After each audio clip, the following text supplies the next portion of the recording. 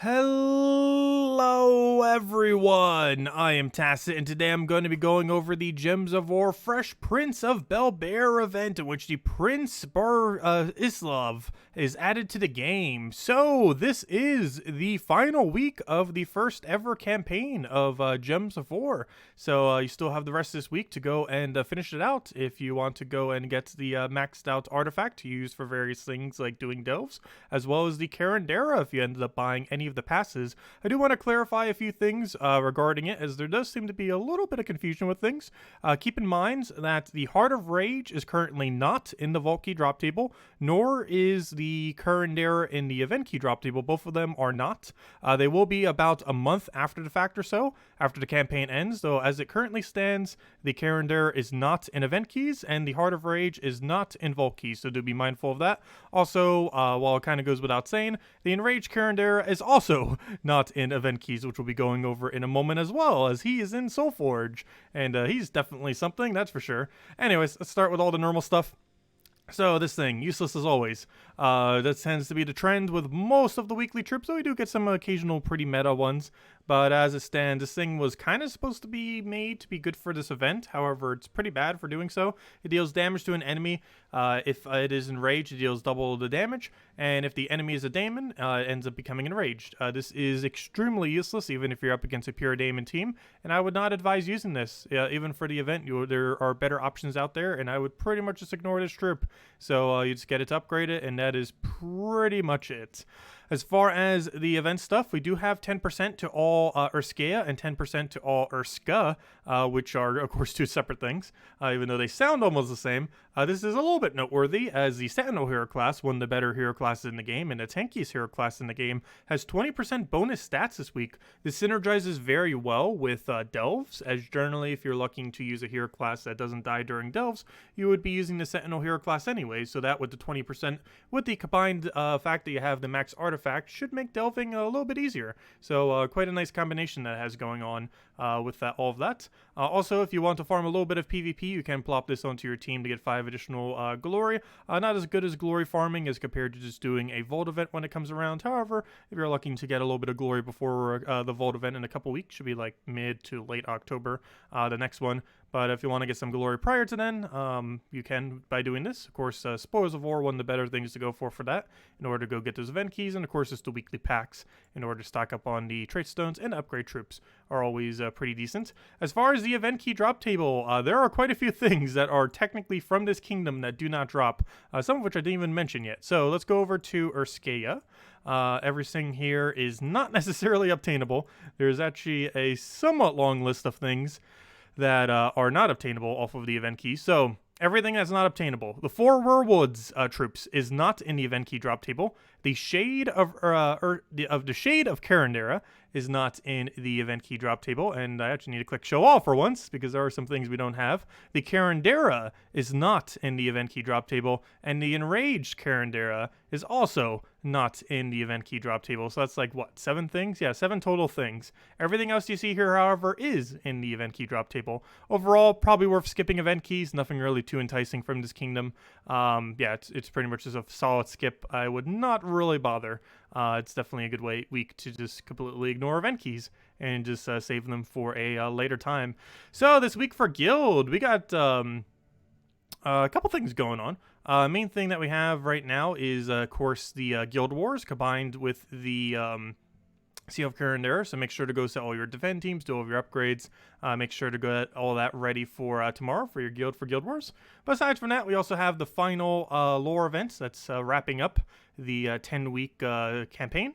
So this, of course, brings in all the tasks and everything for the other thing, and this just brings in a little bit extra lore. We do have the 160% extra skull damage and spell damage medals, so this should be make it a little bit easier. A couple different ways you could run this. Full AoEs tend to be one of the better methods. Right here was one of the actual cheaper teams I end up showing with this, where we're basically just going a Corrupt Urskea for a little bit of skull spam, combined with the Urskea Crown, really easy to obtain item, which you do for resummon, followed by this thing, which can do extra damage to the Enraged Kurandara and ideally one-shot it, and then the Baba Yaga for backup summon and for a little bit of disable. And pretty much just running things that can hit multiple enemies tends to be pretty good with the extra spell damage that you'll be able to do. The restriction is to Urskea specifically. So you can only use Urskea troops. If you don't currently have too many, of course, you could event key for them. However, you can end up getting Baba Yaga for free from the kingdom. You probably already have this from an old event. This is from free, and this is already such a low rarity that most of the team you'd be able to build.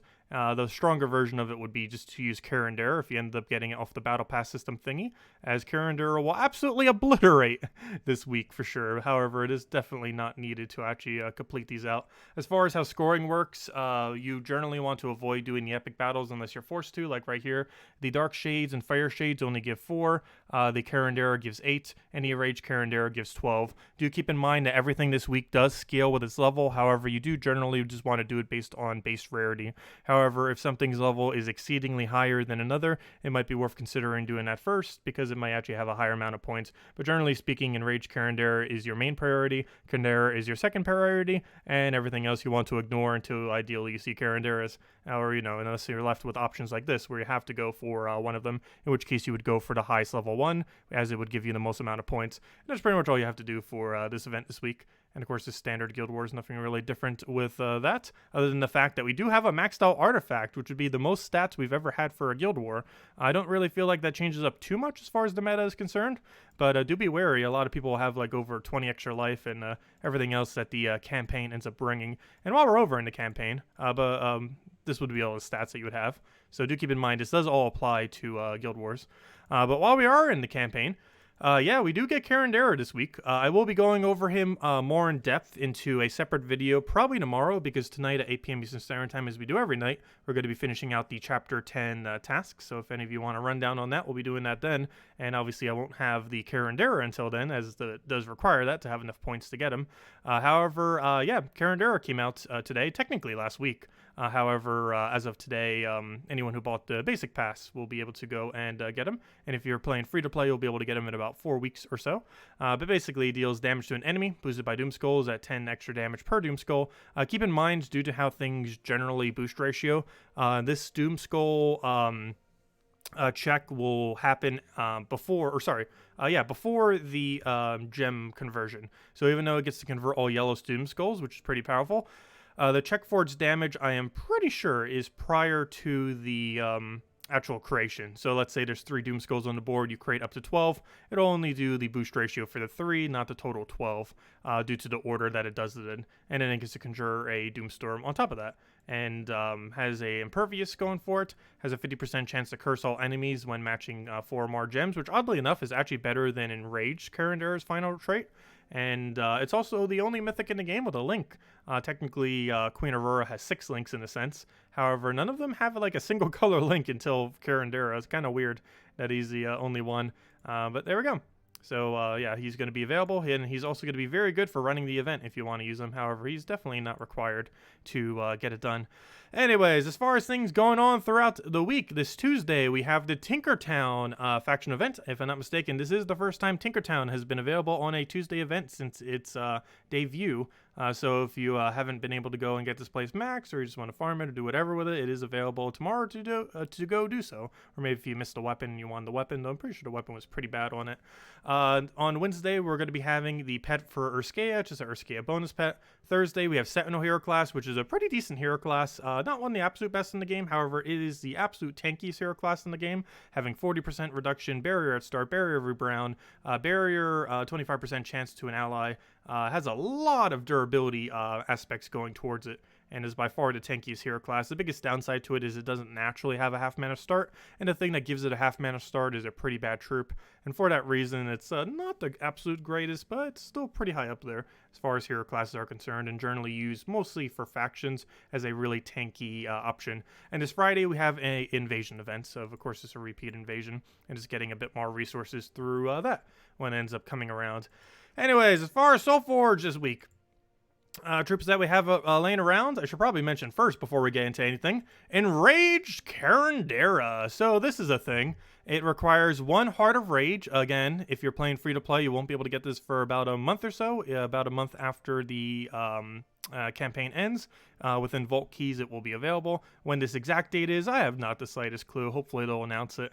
But about 1 month after the the event ends, you'll be able to go and get this from Vault Keys. Obviously, if you've done the Battle Pass, you already likely have this sitting around. 50,000 souls, which is basically 0, and unfortunately 8 power orbs, which I don't even think I have the resources for. I was adding it up earlier. I believe I am at like 5.5, so yeah, we still need a bit more. I think I need like 17 total blues, where every major blue counts as basically 4. I think it was somewhere around there is about how many more I needed. So yeah, we won't be able to go over Enraged Kurandara quite yet. However, it plays out very similarly to a normal Kurandara, just with a full AoE. The main different aspect about him is that he has the second highest mana cost in the entire game. At a 35 mana cost, it gets to deal damage to all enemies boosted by Doom Skulls, and then at a 10 times boost ratio, so quite a bit of damage. Then converts yellows to Doom Skulls, and then conjures a Doom Storm. This is actually a very powerful troop, and likely to be decently meta. However, it is insanely hard to actually obtain, and he does have a bit of a obligation with his mana cost. He's also a Daemon boss, and Daemons don't currently have a mana start, meaning the most you'd ever be able to start with this in the current state of the game is 20%. One really noteworthy thing about Enraged Kurandara, though, is that while it's the second troop to ever have a link, since it also has the fire link, however, the most interesting part about it is the second trait, Invulnerable. Invulnerable, basically nothing currently has as far as player-owned stuff is concerned. There are only 6 troops that currently own it, and in a sense 0, because it is the 6 Doom troops. All 6 of those Doom troops each individually have Invulnerable on them. However, they aren't really that viable, so you could basically say there are 0. However, Enraged Kurandara is the very first actually viable troop that has the Invulnerable trait.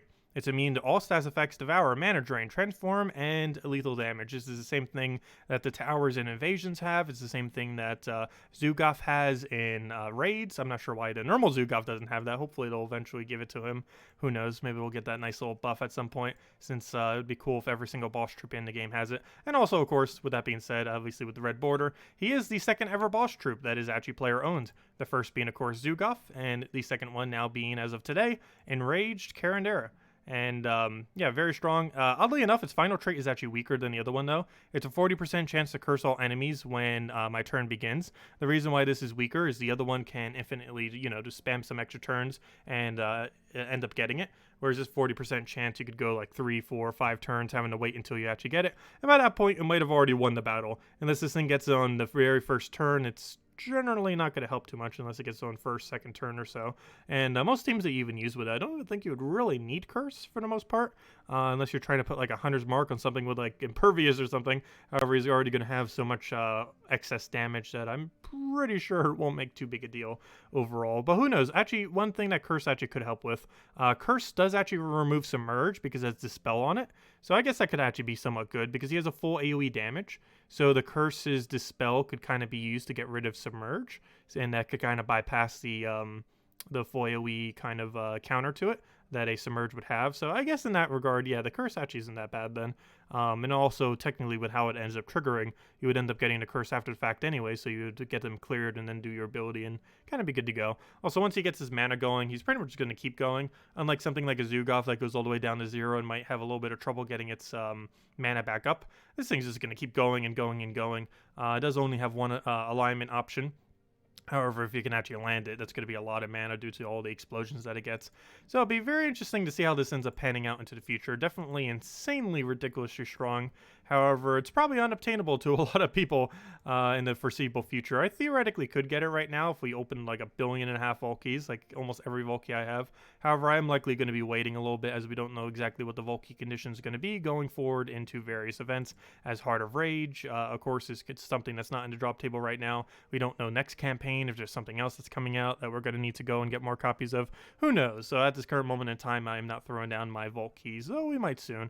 Anyways, main reason I came here for was obviously to go over if any of these are viable. As far as that, Obsidius is the best stunner in the entire game, being able to stun on extra turns. I very rarely use this, however, it is a great utility option.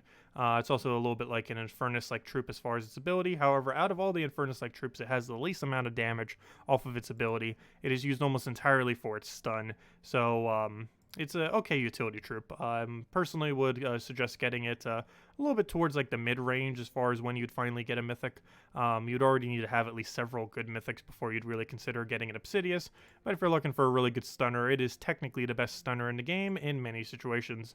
Other than that, everything else can pretty much be ignored unless you need it for a kingdom upgrade or just for your completionist sake.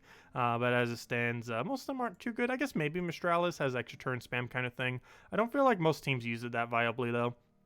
But it also has a 4x enchant, which again also has a little bit of synergy here and there. So I guess you could maybe consider getting that one. I personally don't feel like I use it too often though.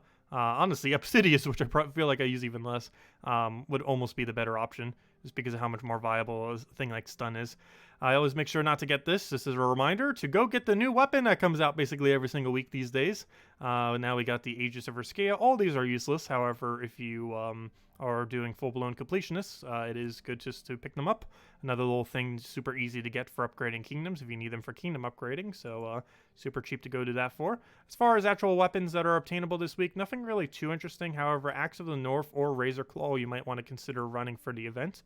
Specifically this one, since it's based on Urska, and ends up creating a bunch of green and brown, would have a lot of synergy into an into a Kurandara or Enraged Kurandara if you happen to have it. I guess it technically would work for either or, but ends up feeding green and brown, which can end up being a decent amount of mana accumulation. The other one ends up doing, specifically to Erskea troop, ends up doing another green and brown. Actually, they both do the same color, just do a different condition. That one to Erskea, which is the troop type, and this one to Urska, which is the entire restriction for the event. Overall, I would probably say Axe of the North would be the most useful, given that it covers everything for the event if you want to pick it up just as something new. However, overall, they're probably all worth skipping, as none of them are truly that viable. And yeah, that's everything to mention there. Anyways, last things to kind of wrap up on, just the teams for the various week and everything related to that. So if we go all the way to the top here, all these will be in the description as well. Keep in mind, I do not currently own a Kurandara, even though we will a little bit later, so I'm currently using Ketris the Bull as a placeholder. However, this is supposed to be a Kurandara, or if you happen to own it, a Enraged Kurandara, in which you use Axe of the North, Kurandara or Enraged Kurandara, and then 2 King Mikhails. The basic premise is that you spam this weapon into the Kurandara and then win over and over and over again. You can use almost any 2 troops kind of as a follow-up. I just happen to use King Mikhail as it does nice little AoE kind of thing for it. Definitely not required. You can just put pretty much anything else there that you kind of want to do to synergize it. Or it just depends what you want to do. If you really want to, you could even just use those 2 things that have a link into green and just feed more green into your Enraged Kurandara and end up doing it that way. So I don't know, that might actually end up working out a little bit better. You can do it pretty much any way you want. I just figured the excess mana might end up working. I guess if you have an Enraged Kurandara, you won't have as much excess mana, but with a normal Kurandara, I'm pretty sure some of it would leak. So whatever way you want to do it, it kind of works out. The basic premise is the weapon into a Kurandara or Enraged Kurandara.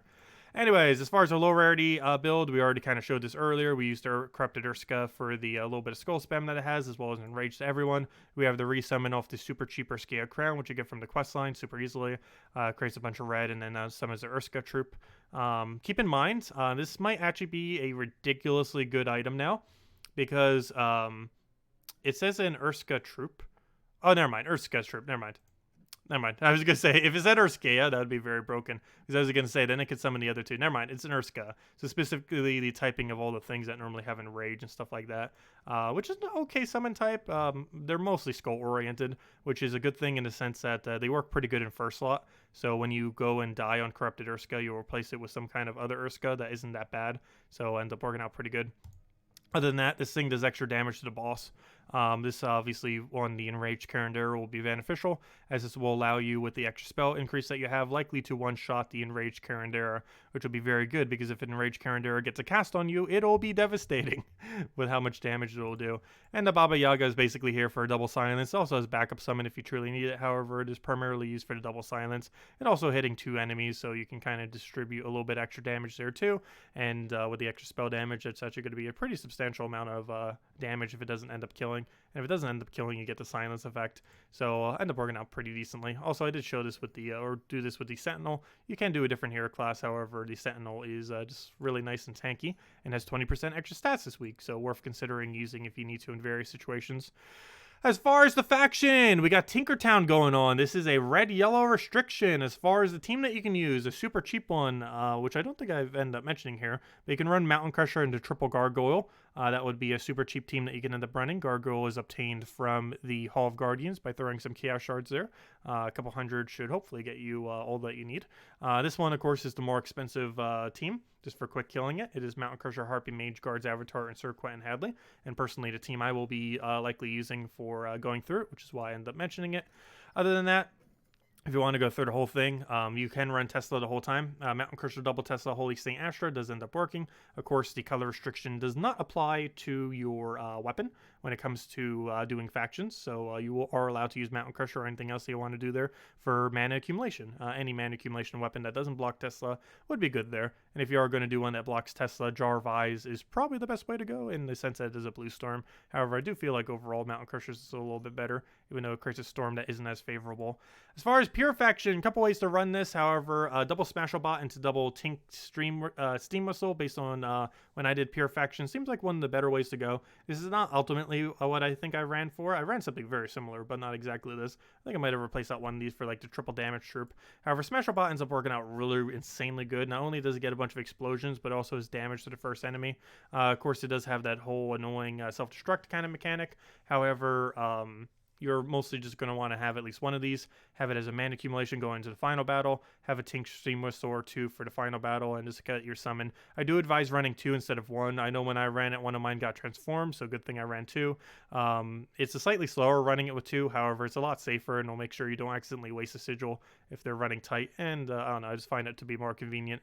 But I would just go two. Always good to make sure that you have at least one going into final, because that's all you need going into final is one. Whatever your team is by then doesn't really matter too much as long as you go into the final with one Tink Steam Whistle and one Smashlebot, you should be fine. It doesn't really matter too much what the rest of your team is off the resummons. And other than that, this Thursday, we got Sentinel Hero class. Easiest way to do this is do War and Peace into Urska Druid if you're just doing the free battles, and this will go the entire way. And you just cast it, win, and be good to go. And if you're wondering why I always keep showing this with Mechanist, the main reason for this is something like Titan doesn't give extra damage to Brown, and something like Mechanist has not only a half mana start, but it gives 5 additional damage to Brown. So things like Black Manacle, War and Peace, and other similar things ends up working out pretty good. The main reason I specifically using War and Peace is the only link that this kingdom has is green. And for this reason, we can end up linking it into this War and Peace weapon and then just throw it down. War and Peace is obtained from doing some quest lines, so it's likely a weapon you already have laying around. I forget exactly what quest lines are required for it because they end up changing the condition a little while back. However, if you have every quest line completed in the game, you definitely have that weapon. So pretty easy weapon to obtain since that's something you would do relatively earlier on in the game's process. So pretty nice quick build, and it's only a rare, so you'll likely have a bunch. And if you don't, like 10 event keys would probably give you all the Urska Druids you need to run this team. Anyways, I believe that is everything. So, Kurandara, or let's start from the top. So, everything with Campaign Chapter 10, we will be going over tonight, 8 p.m. Eastern Standard Time as we do every night. We'll be going over every last task, even if there's some that we need to skip, we will use gems to skip it, because we are going to also be going over normal Kurandara tonight. Then tomorrow, at some point, I will cover a video going over the normal Kurandara. And as far as Enraged Kurandara, I have no clue when I'm going over that. I'm probably not going to be opening up vault keys to try to rush it down. So it could be weeks before we actually have Enraged Kurandara. I hope to have it before next Guild War. Obviously not the Guild War that we currently have, but by the next one coming up. So we'll see if we can aim for that. However, obviously 8 power orbs is definitely not something that is easy to obtain in the current state of the game. That is obviously very ridiculously hard to do. We are pretty close to getting it, but might still be a while. So I unfortunately might not be covering Enraged Kurandara. However, the normal Kurandara functions pretty similarly. So we can kind of just show that, and it's close enough to the other one. But anyways, guys, I will catch you guys later. Thank you all so much for watching. Feel free to leave a like on the video. Ends up helping out a lot. And I will catch you guys soon. Hope you have a wonderful week. Best of luck with the final week of campaign. And if you did end up buying any of the battle passes, highly advised to finish out all the tasks, as you do get a Kurandara troop from doing so. And if you are playing free to play, you will be able to get the Heart of Rage as well as the Kurandara about a month after the campaign has ended. So if you are looking to pick those up, you will be able to do so then. Hopefully it'll make an official announcement once we have word on it. it, I will mention it on the first Monday video after we've gotten word on it, as well as on the stream that day. But I'll make sure to let you all know if it does become knowledge. But as it currently stands, we have no clue, so hopefully it'll make some kind of announcement when it does get near. Anyways, guys, I'll catch you guys later. Thank you for stopping by. Goodbye, everyone.